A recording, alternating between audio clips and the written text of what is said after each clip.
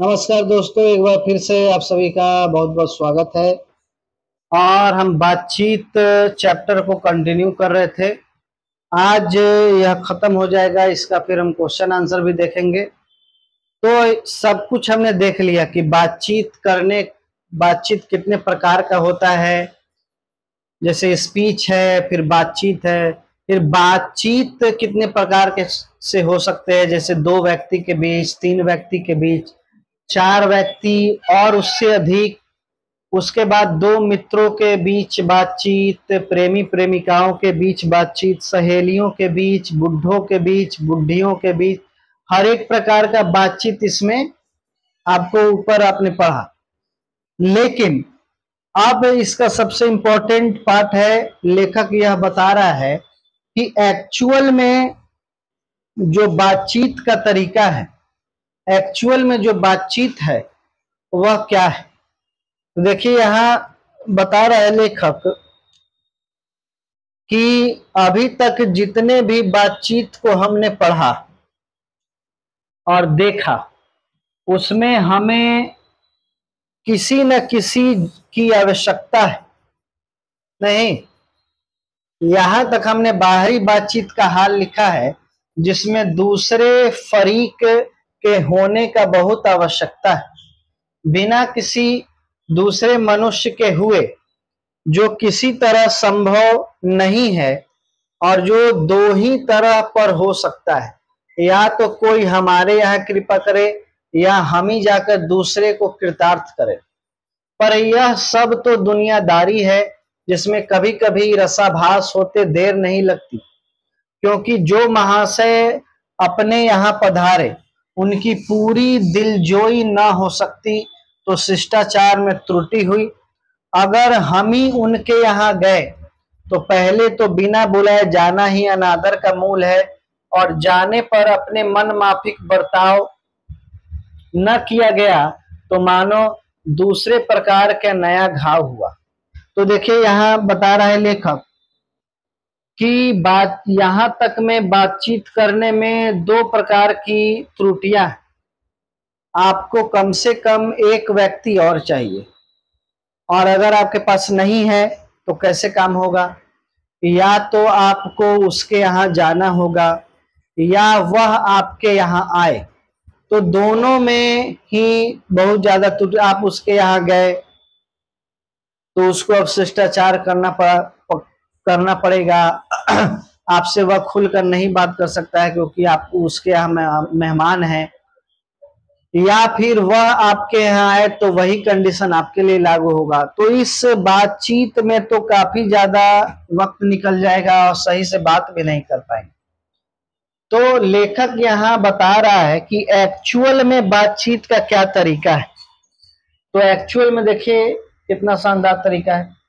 हमारी भीतरी मनोवृत्ति प्रति क्षण नए नए रंग दिखाया करती है।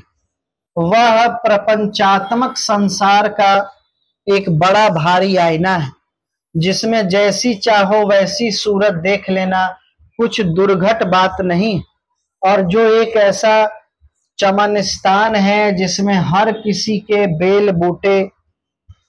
अब देखिए यहाँ क्या कह रहा है कि हमारी जो मनोवृत्ति है, जो हमारा मन है, वह प्रति क्षण बदलते रहता है। वह प्रति क्षण बदलते रहता है, नए नए रंग दिखाता है। और जो संसार है ये प्रपंच से भरा हुआ है, और इस प्रपंच संसार में हमारे मन में भी कई प्रकार के प्रपंच और रंग अंदर बनते रहते हैं। और यही हमारा मनो जो वृत्ति है, यही हमारा आईना भी होता है। हम मन के दर्पण से किसी भी प्रकार की समस्या को हल कर सकते हैं और किसी को भी जान समझ सकते हैं। तो लेखक यहाँ यह बता रहा है कि सबसे अच्छा तरीका बातचीत करने का, सबसे अच्छा तरीका है कि हम खुद से बात करें, हम मन में बात करें, हम मन से हर एक सवाल जवाब करें। यही सबसे अच्छा तरीका। देखिए ऐसे चमनिस्तान की सैर में क्या कम दिल बहलाव है। मित्रों का प्रेमालाप कभी इसकी 16वीं कला तक भी नहीं पहुंच सका। इसी सैर का नाम ध्यान या मनोयोग या चित्त को एकाग्र करना है, जिसका साधन 1-2 दिन का काम नहीं। तो यहाँ क्या बता रहे हैं कि जो मानव का सबसे महत्वपूर्ण जो काम है, और मानव को अगर बातचीत करनी है अपने आप से, तो सबसे अच्छा है कि क्या, ध्यान करना, मनोयोग करना, चिंतन करना, एकाग्र रहना, और साधन 1-2 दिन का काम नहीं। तो देखिए, अपने आप से बात करना 1-2 दिन का काम नहीं, खुद से चिंतन करना, खुद से मनन करना, एकाग्र रखना, ध्यान रखना, यह काफी महत्वपूर्ण और काफी मशक्कत वाला काम है।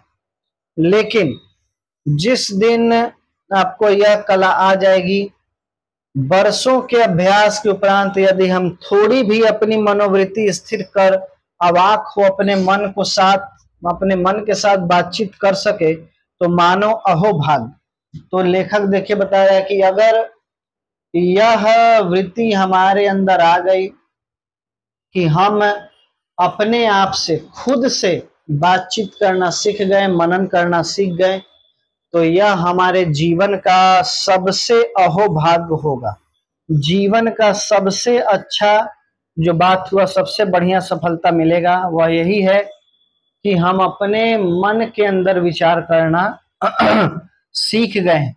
एक वाक्र शक्ति मात्र के दमन से न जाने कितने प्रकार का दमन हो गया। हमारी जिह्वा कतरनी के समान सदा स्वच्छंद चला करती, उसे यदि हमने काबू में कर लिया तो क्रोधिताधिक बड़े बड़े अजय शत्रुओं को बिना प्रयास जीत अपने वश में कर डाला। देखिए यहाँ क्या बता रहे कि हमारी जो जिह्वा है वो अनाप शनाप स्वतंत्र रूप से चला करती है। अगर हमने इस जिह्वा पर काबू पा लिया तो बड़े बड़े क्रोधित और बड़े बड़े शत्रुओं को हम जीत लेंगे, अपने वश में कर लेंगे। सिर्फ और सिर्फ किससे, अगर हम अपने जीभ पे कंट्रोल कर लिए तब। और यह कब होगा, यह होगा चिंतन से, ध्यान लगाने से, मनन करने से। इसलिए अवाक रह अपने बातचीत करने का यह साधन यावत साधनों का मूल है, शक्ति परम पूज्य मंदिर है, परमार्थ का एकमात्र सोपान। तो देखिए क्या बता रहे हैं कि अंततः हमें क्या करना है, बातचीत के इसी साधन को हमको डेवलप करना है।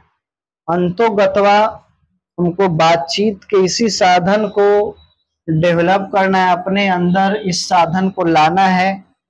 अगर हम ऐसा कर लिए तो फिर हम परमात्मा से भी मिल सकते हैं और बड़े से बड़े समस्या को हल कर सकते हैं। तो देखिए, मूल बात में लेखक यह बताया है कि बातचीत का सबसे उत्तम जो तरीका है वह है कि आप अपने अंदर अपने मन से बात करिए।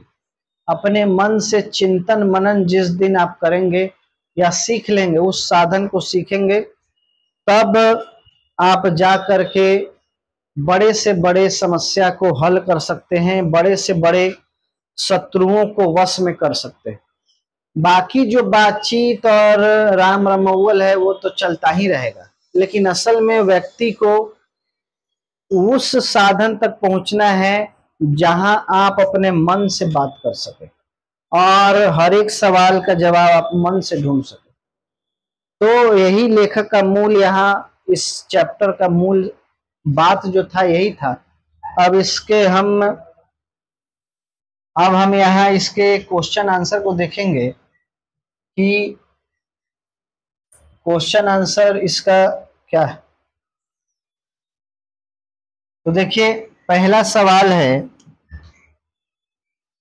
कि अगर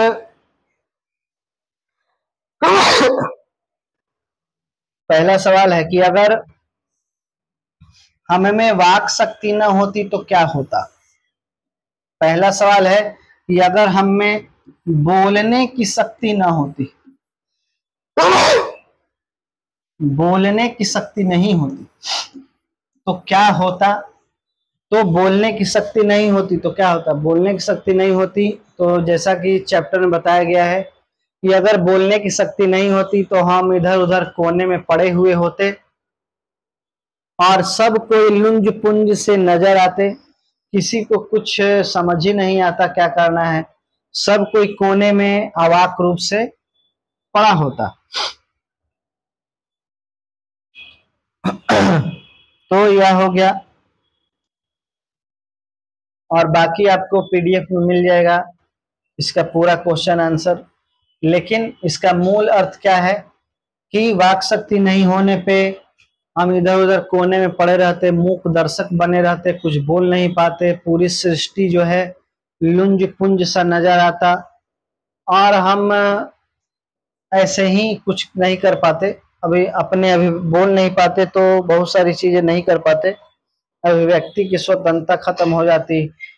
बाकी जो हम सुख दुख का अनुभव करते वह किसी से बता नहीं पाते। तो यह सब चीजें हैं जो वाक शक्ति नहीं रहने पे हमारे साथ होता। दूसरा सवाल है बातचीत के संबंध में बेन जॉनसन और एडिसन के क्या विचार थे? तो यह चैप्टर में भी हमने बताया कि बेन जॉनसन का क्या ख्याल था, एडिसन का क्या ख्याल था। नहीं तो बेन जॉनसन ने क्या कहा कि वास्तव में जब तक मनुष्य नहीं बोलता तब तक उसका साक्षात्कार नहीं होता, यानी मनुष्य वह कैसा है, उसका स्वभाव क्या है, वह उसके बोलने पर ही आएगा। और एडिसन ने क्या कहा कि एडिसन ने कहा कि बातचीत सिर्फ और सिर्फ दो ही व्यक्ति के बीच में हो सकती है, अगर कोई तीसरा व्यक्ति आ गया तो समझे कि बातचीत नहीं, वो सिर्फ बत कही हो जाएगा। तीसरा सवाल है आर्ट ऑफ कन्वर्सेशन क्या है? तो यह भी बताया गया था चैप्टर में कि बात करने की कला, नहीं बात करने की कला है जो यूरोपीय पद्धति से आई है। यूरोप के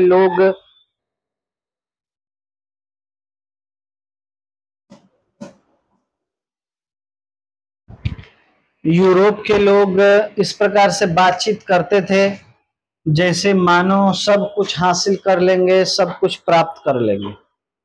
तो यह भी हमने चैप्टर में बताया था, बाकी आपको पीडीएफ में मिल जाएगा। आगे है चौथा सवाल,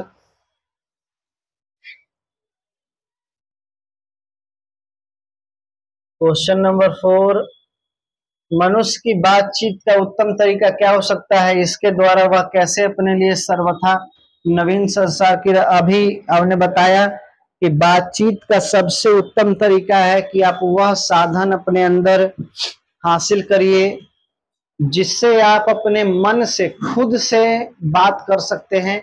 और यदि आपने यह सीख लिया तो आप बड़े से बड़े शत्रुओं को हरा देंगे और हर एक सवाल का जवाब आप ले सकते हैं और इस चिंतन से अपने लिए एक नए संसार का भी निर्माण कर सकते हैं। तो यह चिंतन और मनन का जो साधन है यही सबसे अच्छा बातचीत का उत्तम तरीका है। अगला सवाल है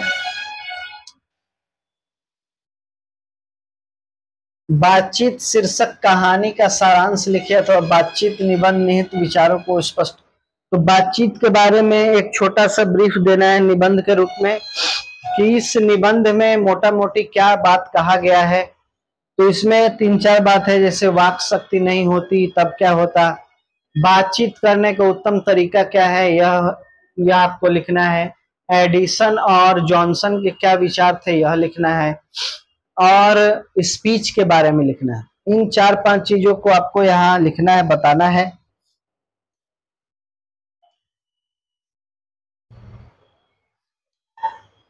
तो इस प्रकार से हमने देखा। उसके बाद व्याख्या है, हमारी भीतरी मनोवृत्ति प्रति क्षण नए नए रंग दिखाया करती है। वह प्रपंचात्मक संसार का एक बड़ा आईना है जिसमें जैसी चाहो वैसी सूरत देख लेना कोई दुर्घट बात नहीं। तो यह जो व्याख्या दिया गया है इसका आपको व्याख्या करना है कि इसका अर्थ लेखक क्या कह रहा है। तो इसका अर्थ हमने अभी ऊपर बताया कि इसका क्या अर्थ है।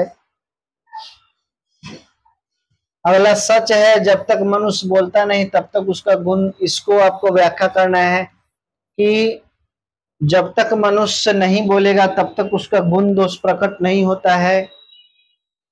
कैसे, इसको बताना है। अब जब तक मनुष्य नहीं बोलेगा तब तक हम उसके विचारों को कैसे जानेंगे, और उसके विचार से ही तो पता चलेगा कि यह किस प्रकार का व्यक्ति है, इसका अमुक विषय के बारे में अमुक क्या सोच है, यह सब उससे बातचीत करने पर ही पता चलेगा। तो यह व्याख्या करना है, इस सब का आपको मिल जाएगा। इस निबंध की क्या, इस निबंध की विशेषता बताना है, तो अभी इस पर हम बात किए। इस निबंध में क्या क्या मुख्य बिंदु है।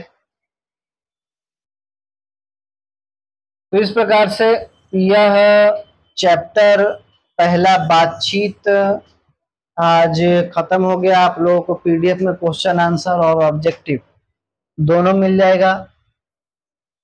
अब आगे हम चैप्टर नंबर 2, जो कि काफी ज्यादा मनोरंजक कहानी है और उससे बड़ी सीख भी मिलेगी, और वह परीक्षा की दृष्टिकोण से भी काफी ज्यादा महत्वपूर्ण है। तो चैप्टर नंबर 2 हम